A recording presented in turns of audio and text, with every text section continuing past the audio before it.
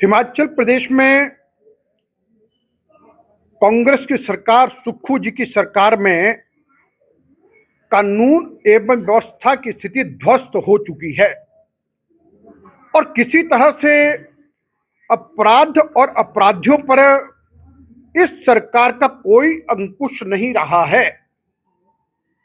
और अभी सभी का दिल दहला देने वाला समाचार आया है कि किस प्रकार धर्मशाला के महाविद्यालय में पढ़ने वाली 19 वर्ष की बिटिया, जो अब हमारे बीच में नहीं रही है, और उस बिटिया की वीडियो जब हमने देखी है, वह बिटिया आईसीयू के भीतर इंटरव्यू दे रही है और उसने ये कहा है कि एक प्रोफेसर जिनका नाम अशोक कुमार है, वह मुझसे गलत हरकतें करते थे और गलत तरीके से मुझे छूते थे और कई तरह की गंदी बातें करते थे।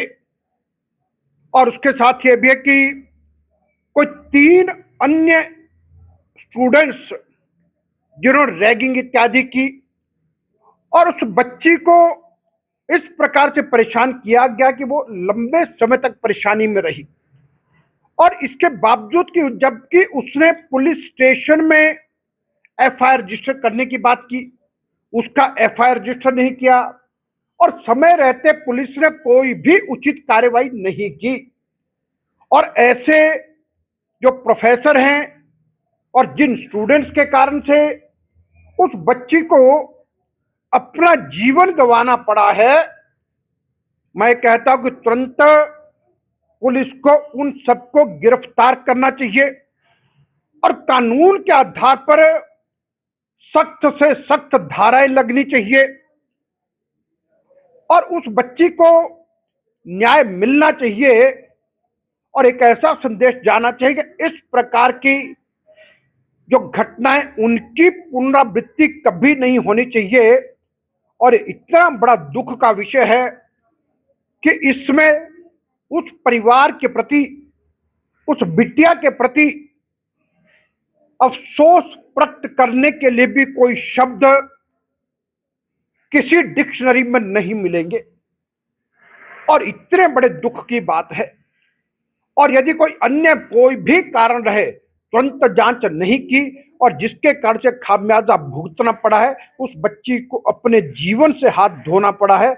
और मैं यानी ऐसे में मेरे पास कोई शब्द नहीं है और मैं यही कहूंगा कि पुलिस को और सरकार को इतना सख्त कदम लेना चाहिए। और उसमें यह भी आरोप लगाया गया है कि वह बच्ची अनुसूचित जाति परिवार से संबंध रखती थी।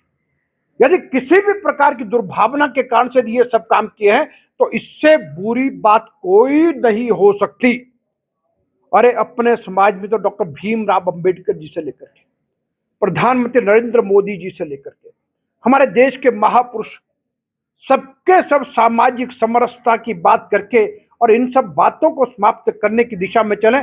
यदि ऐसे सब कोई ना कोई कारण रहे तो कठोर से कठोर कार्रवाई और कठोर से कठोर सजा उनको मिलनी चाहिए।